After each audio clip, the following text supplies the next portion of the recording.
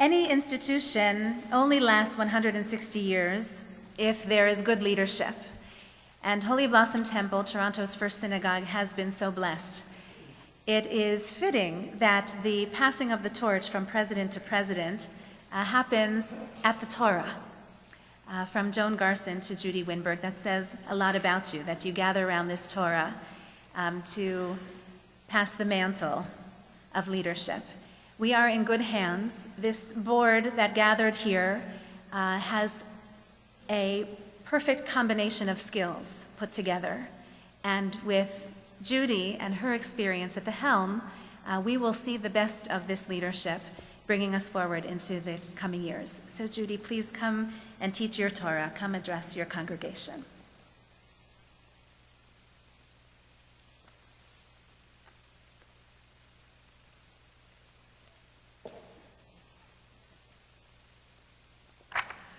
Good morning, Shabbat Shalom. If you've ever stood up here, you'll understand when I say this is daunting. Whew.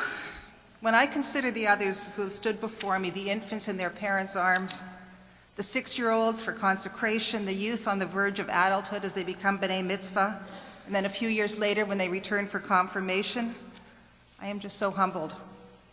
So many in this congregation and so many in the Greater Toronto community have stood under a chuppah on this bima. Beloved rabbis, brilliant speakers, great leaders, and so many strong congregational presidents, and now me. In preparation for addressing you this morning, I met with Rabbi Splansky. I told her it's far more appropriate that she deliver the sermon. Obviously, she declined. She's so wise. She's so thoughtful. Rabbi Splansky told me that today's Torah portion, Vayishlach, is dramatic. It's rich with meaning. She told me we'd have such fun preparing for this. I love her spirit. Vayishlach is the story of a journey and a reunion. It's the story of Jacob preparing for a reunion with his twin brother Esau. In this week's parasha, Jacob and Esau haven't seen each other for 20 years. Their parting years earlier was dramatic, painful, and even life-changing. In anticipation of meeting again, Jacob was terribly worried, and he wanted to make sure he did everything he could to ensure success. He planned each detail. He considered what to take as gifts, how many he-goats and she-goats, and goats and camels and cows. He wanted to get it right. Several of the Torah commentators offered that Jacob was apprehensive. Not once, but twice in the story it was said that Jacob was frightened. Now apparently, according to my teacher, Rabbi Splansky, when something is said in the Torah more than once, it's very important. Rabbi Plout, in his commentary, suggested, the time has come to face the past, and in doing so, we must secure the future. Vayishlach is a dramatic story. There's one aspect of it that for me is especially meaningful, and that is the notion of preparing for the journey, and then embarking on the journey itself. So this week's Torah portion is about Jacob's journey. Well, we too at Holy Blossom Temple are on a journey. I think about how Holy Blossom has been preparing and how we are now on the journey toward the reunion of this sacred place, this sanctuary, with the school wing. Where is it? We're all confused. For so many years, our two houses, like Jacob and Esau, were living separately. To get from one to the other was circuitous and difficult. In preparation for bringing the two together, to making the physical space one, there had to be careful planning. About 9 years ago, while the new building was still in the early planning stages, I joined the transition committee to help think about how we might operate the congregation while at the same time as taking on a massive building project. We talked about how we might have to operate off-site entirely.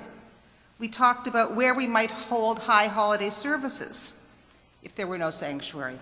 We investigated alternate locations. We thought about the Metro Toronto Convention Centre, and then the Sky Dome, and the Downsview hangars. You're laughing. These were serious conversations. We talked about renting tents. We even had a friend come and walk out where the tents would go. We worked with the Leo Beck Day School to understand their needs and visited other schools in the city to investigate rental of temporary alternate spaces. There's been meticulous planning that included consultation with the many stakeholders and users of this building. Together with the architects from Diamond Schmidt, we met with groups of congregants who use this building, some who come daily for Minyan, those who come for adult education programs, the parents of our preschoolers, and the youth in the religious school. We met with the youth leaders and with the organizers of our Mondays at the Temple group. We met with the archivists, with the sisterhood, with the brotherhood, and with the Out of the Cold leadership. The members of the building committee have been involved over many, many years in detailed planning meetings with the architects, with the associated consultants on security and sound and wayfinding and IT and kitchen and furniture, and the list goes on. All of this meticulous planning has been taking place, and now, look outside. We are truly in the midst of a major building project. I heard they moved the crane last night. Well, that's good news. The construction of the new atrium, the library, the administrative offices, the Judaica shop, the cafe, the staircase, the family chapel are all happening right now, and planning for the day when one day next year we're going to be in that new house. We are going to have the house of Tefillah, this house, physically joined with the house of Midrash, the learning, into this new space, the house of Knesset, or gathering. We're calling this the renewal of space. An equally important part of this journey is the renewal of spirit. Over the past years, our membership has remained strong and even increased while other synagogues' membership numbers are in decline. We took a risk when we introduced the Teruma model of membership, in which families with young children are welcomed and asked to decide for themselves what they can contribute. We do not turn any congregant or family away because of an inability to pay the full sustaining fee. Last January, when there was a terrorist attack at a mosque in Quebec City, it was our own Rabbi Splansky who led us and inspired other synagogues and churches in the city to participate in an active show of support by creating rings of fire around mosques in the city. That one act of caring, of tikkun olam, brought international acclaim and a personal phone call of congratulations from Prime Minister Trudeau to our rabbi. 3 years ago, as the Vice President of the Department of Education, I participated in a youth education task force. That task force helped inform us that we needed to look at things a little bit differently. And so there have been significant changes to the B'nai Mitzvah program and to the grades 6 and 7 curriculum. There have been scheduling changes for the younger children, and there have been significantly more programs and activities created for the children enrolled in our religious school, but also for the children of our member families who are not in religious school. I'm referring to those children who attend Jewish day schools. There are also many children who participate in no formal Jewish education whatsoever. When we talk about the children of Holy Blossom Temple, we can no longer only think of those children enrolled in religious school. Holy Blossom, throughout our history, has served as a collective conscience for our members and for others in the city who cannot stand by when they see social injustice and suffering. Our beloved Rabbi Plout rallied communities here in Toronto and across Canada, and in 1962 invited Dr. Martin Luther King to speak here on nonviolence and racial justice. When boatloads of refugees from Vietnam were being expelled from their country, it was Holy Blossom Temple who organized and served as a model for other congregations to adopt Vietnamese families.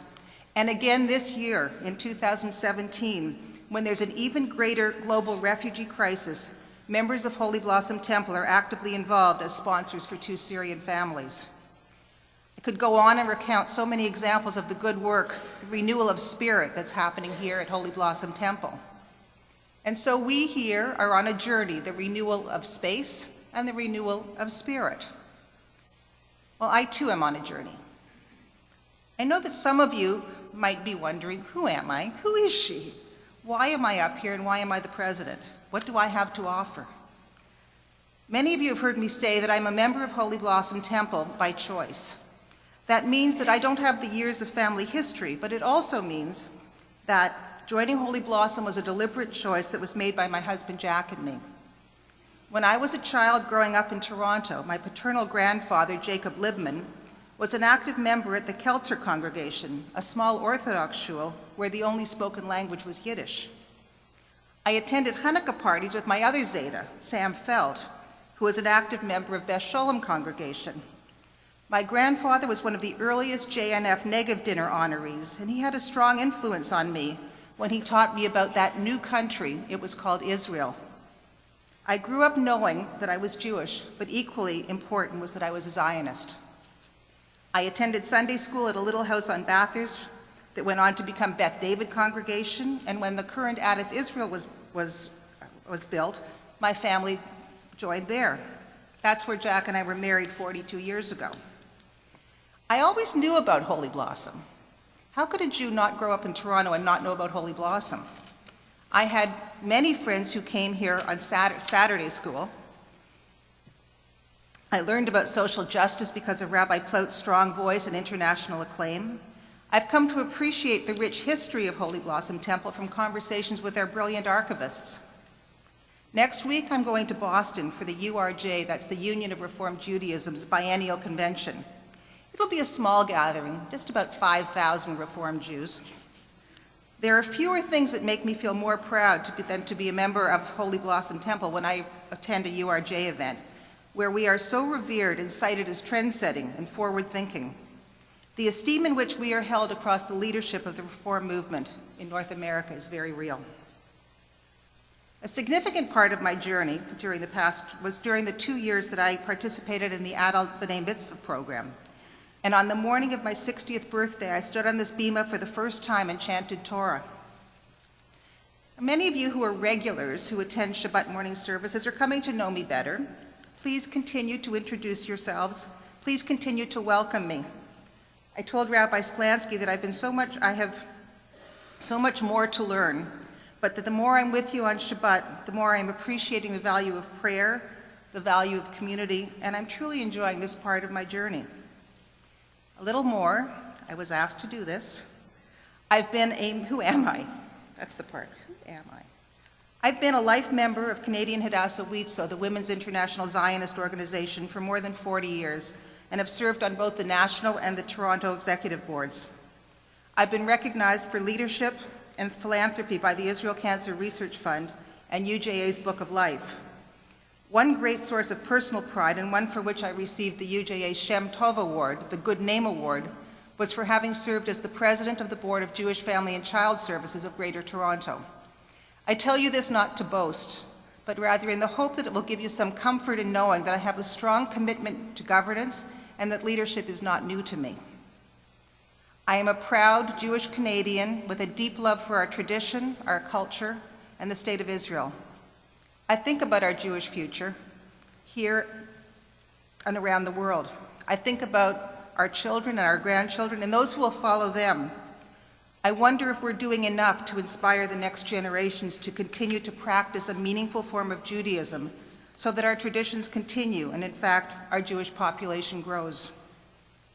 The values of Holy Blossom Temple are clearly stated in our statement of identity, which include compassionate and courageous leadership, love of Israel and the Jewish people, honoring the past while boldly preparing for the future, social justice, tikkun olam, and tzedakah. My own values, the values of compassion and kindness, guide me in everything that I do. I think that my values and those of Holy Blossom Temple are well aligned. And so, my personal journey and the Holy Blossom journey have come together. What comes next? What am I looking forward to? I am so excited to know that in the coming year, we will be in our beautiful new building. I am committed to building a strong membership that is welcoming and inclusive. I continue to be committed to excellence in education. I welcome the creation of the new Communications Advisory Group and the professional staff to dream with it. I look forward to being part of a strong and responsive board. I want to pay tribute for a moment and offer my most sincere thanks to the past presidents of Holy Blossom Temple. So many have reached out to me, offered support, took me aside to share a story. I thank them for their warmth and their encouragement. I promise that I will continue to seek them out because their wisdom will guide me. I also want to make special mention of our immediate past president, Joan Garson, and her unwavering passion for Holy Blossom Temple and her unqualified support of me. It's been an honor to serve with Joan as a vice president under her leadership. Joan, I've said this many times, and I'll say it again, you are inspiring. I would not have accepted the nomination to be your president if it weren't for the strength of the other members of the board. Thank you to each of you. Thank you to the continuing members, and a special welcome and mazal tov to the 3 new board members. Please know that all of us on the board are here to serve you and to represent you. Seek us out, support us in our efforts to ensure the health and strength of the vibrant community that we are. I would be remiss if I did not pay tribute to our clergy. My most sincere thanks to Rabbi Splansky. You have been my rabbi, and now you're my partner. Thanks also to Rabbi Moskowitz, Rabbi Helfman, Rabbi Satz, Cantor Meisner, cantorial soloist Lindy Rivers. I've learned so much from all of you. To Russ Joseph, Executive Director, and Debbie Spiegel, Director of Education, with whom I've worked so closely over the last 3 years, my most sincere thanks for your support and your guidance. And of course, my darling husband, Jack. I would never have accepted this position were it not for Jack's support. And my children, too, have encouraged me to take this role, with a lot of teasing, but they have encouraged me. And I so appreciate their support. I love you. And so, like Jacob in his preparations for the reunion with his twin, I too have been deliberate in my preparations, hopeful for the future, and I too am just a little frightened. I give you my word that I will do everything I can to serve well in this most auspicious role. Thank you.